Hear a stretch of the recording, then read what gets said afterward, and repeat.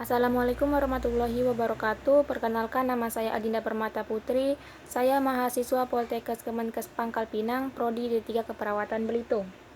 Di sini saya akan menjelaskan mengenai bagian anatomi sistem hormon atau endokrin.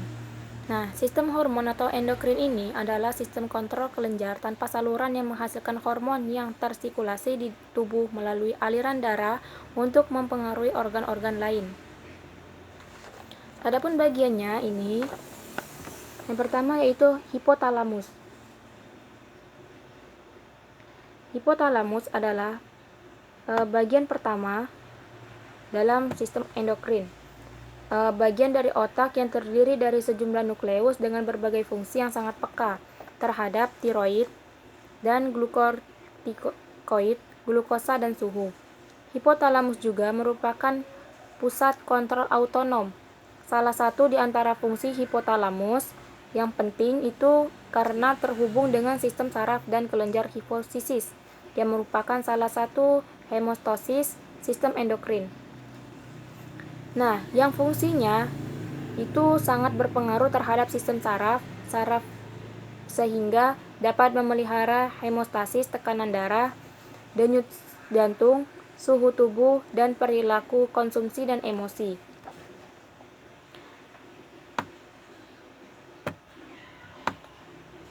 Selanjutnya, itu ada pituitari. Nah, pituitari ini adalah organ kecil yang berada di bawah otak. Walaupun ukurannya kecil, fungsinya sangatlah besar, yaitu menghasilkan hormon yang membantu mengendalikan banyak proses dan fungsi organ pada tubuh. Kelenjar pituitari ini disebut juga dengan master kelenjar karena menghasilkan hormon yang mengatur fungsi kelenjar atau sistem hormon lain seperti kelenjar tiroid, ovarium, testis, dan kelenjar adrenal. Kelenjar ini sangatlah penting dalam mengatur pertumbuhan, datanya pubertas, metabolisme, serta berbagai fungsi organ di dalam tubuh. Nah, yang ketiga itu pineal.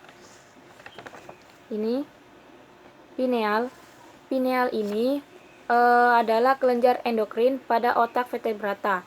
Ia berfungsi memproduksi serotonin turunan dari melatonin, sebuah hormon yang mempengaruhi modulasi pola bangun atau tidur fungsi musiman. Selanjutnya itu ada tiroid.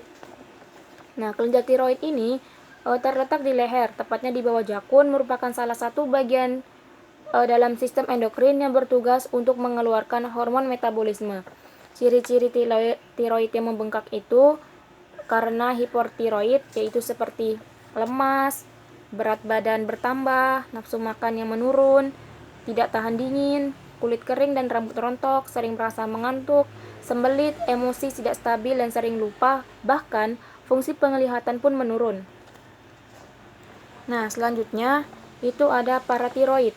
Nah, kelenjar paratiroid ini adalah kelenjar penghasil hormon paratiroid yang berperan penting dalam mengatur kadar kalsium dalam darah.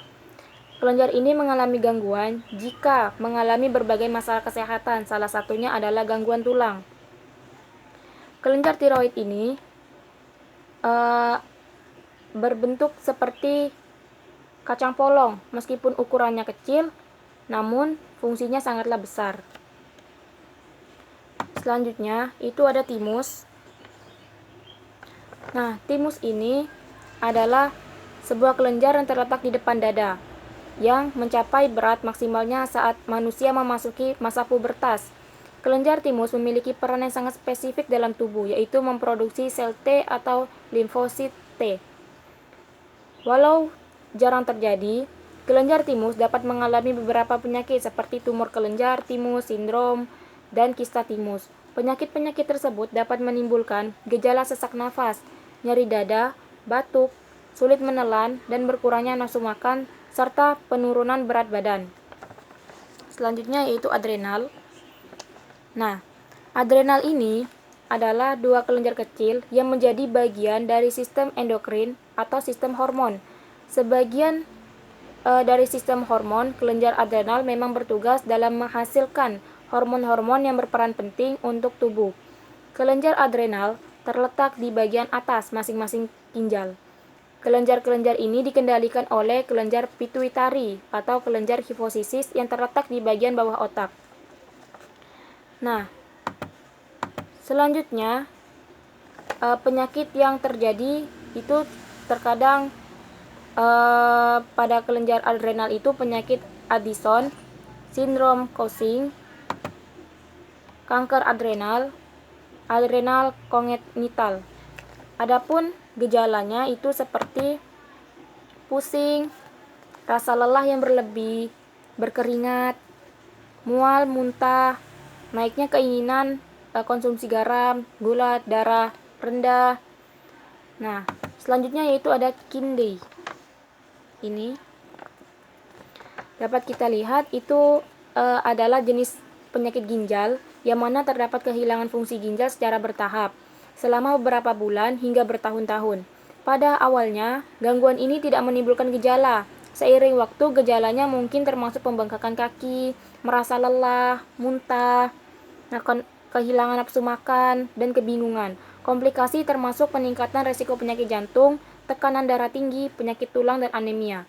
Penyebab penyakit ginjal kronis termasuk diabetes, tekanan darah tinggi, dan penyakit ginjal polikistik. Faktor risiko termasuk riwayat keluarga dengan penyakit ginjal kronis. Nah, diagnosis dilakukan dengan tes darah untuk mengukur perkiraan laju filtrasi glomerulus dan tes urin untuk mengukur albumin. Selanjutnya itu ada pankreas. Pankreas ini adalah salah satu organ tubuh yang memiliki peran penting untuk menjalankan fungsi dari endokrin dan eksokrin. Pankreas yang akut adalah peradangan di dalam pankreas yang terjadi secara tiba-tiba.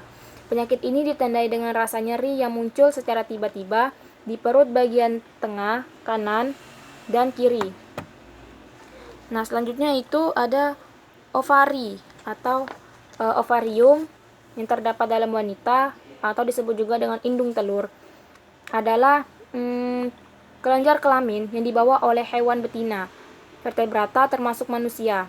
Memiliki 2 ovarium yang berfungsi memproduksi sel telur dan mengeluarkan hormon. Sel telur pada wanita atau manusia itu berada di bagian dalam kiri kanan pinggul. Nah, selanjutnya itu ada uterus. Uterus ini adalah rahim. Dalam bahasa medisnya yaitu uterus, namun artinya itu rahim. Adalah organ reproduksi betina yang utama pada kebanyakan mamalia, termasuk manusia. Salah satu ujungnya adalah serviks, membuka ke dalam vagina atau ujungnya yang lebih luas yang dianggap badan rahim. Disambung di kedua sisi dengan tabung fallopian. Fungsi uterus pada wanita adalah untuk menerima sel telur yang dibuahi yang akan berubah menjadi janin dan akan menahannya selama perkembangan. Uterus dan rahim merupakan bagian dari sistem reproduksi pada wanita yang memiliki fungsi penting untuk membantu mendukung janin selama masa kehamilan. Dan yang terakhir itu adalah testis atau teste. Adalah organ yang sangat penting pada sistem reproduksi pria. Fungsinya untuk memproduksi sperma dan hormon testosteron. Mungkin hanya itu penjelasan yang dapat saya sampaikan. Kurang lebihnya saya mohon maaf. Kepada Allah saya mohon ampun. Wabillahi taufik wal hidayah. Wassalamualaikum warahmatullahi wabarakatuh.